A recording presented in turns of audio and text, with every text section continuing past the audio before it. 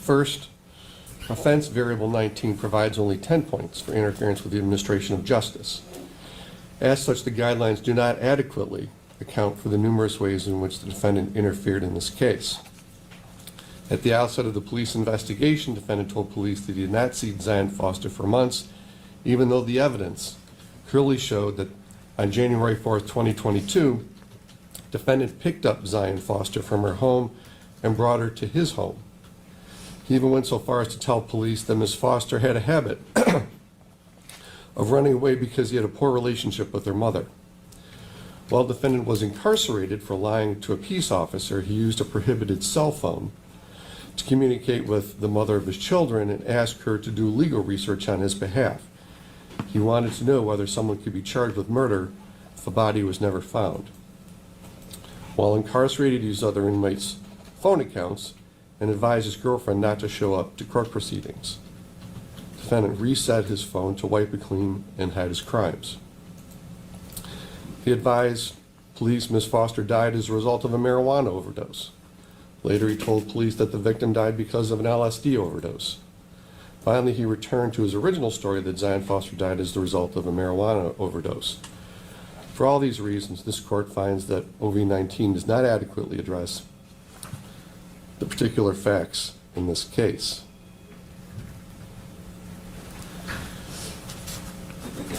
Second, the sentencing guidelines do not properly consider the defendant's lack of potential for rehabilitation.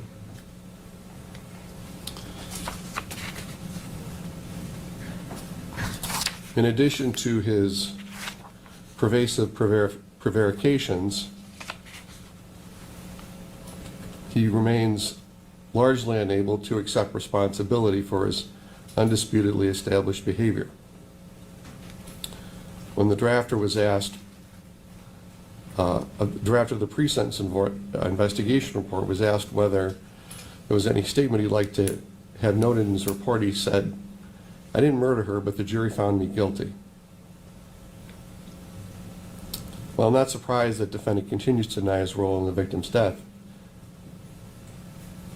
his response reveals that he's incapable of accepting responsibility of the suffering he's caused Zion Foster's family.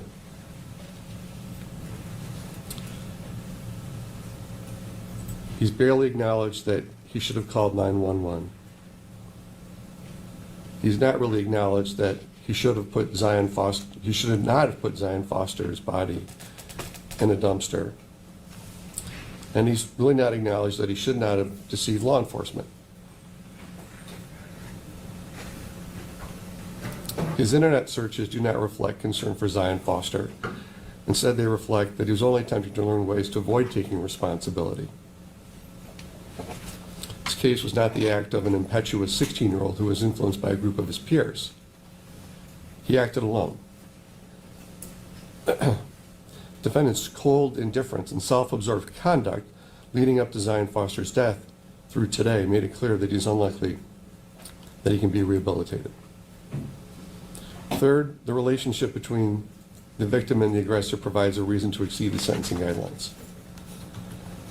Zion Foster considered defendant her favorite cousin, yet defendant only viewed her as a potential source of pleasure.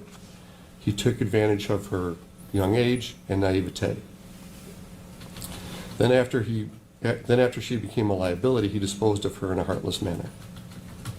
In exchange for her friendship, he made every effort to protect himself by lying to law enforcement and lying to Zion Foster's family.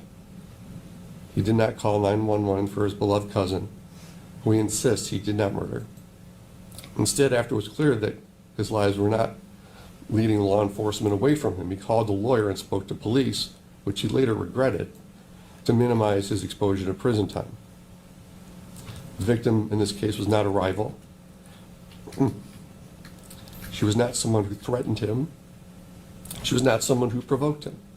She was not someone who showed him disrespect. He coldly disposed of one of the greatest admirers. His greatest admirers, while his girlfriend was pregnant with their third child, was working the night shift, and his two young children were asleep in his home. Defendant deceived his girlfriend and left his children at home unattended. This case illustrates that defendant has no concern for anyone other than himself, including his closest family members. All of these facts lead this court to believe that the defendant has a poor chance for rehabilitation. As such, to ensure the protection of the community, a sentence that is longer than contemplated by the sentencing guidelines is warranted and necessary. Fourth, consecutive sentences are also appropriate in this case. The tampering involved the body of Zion Foster. The jury verdict reflects that it concluded that defendant disposed of the victim's body to conceal the way that he killed her, as well as to conceal the fact that he had killed her. The effort was followed by a torrent of lies to Ms. Foster's family and law enforcement. Defendant's admission that he disposed of Zion Foster's body to police weeks after her murder was part of an ill-conceived attempt to avoid taking responsibility for Zion Foster's death, especially considering his changing stories about the cause of her death. So for these reasons, the defendant is sentenced to 38 to 90 years with a consecutive sentence of 5 to 10 years on count 2 with credit for 356 days served. You're to pay a crime victim's assessment in the amount of $130. You're to pay court costs in the amount of $1,300.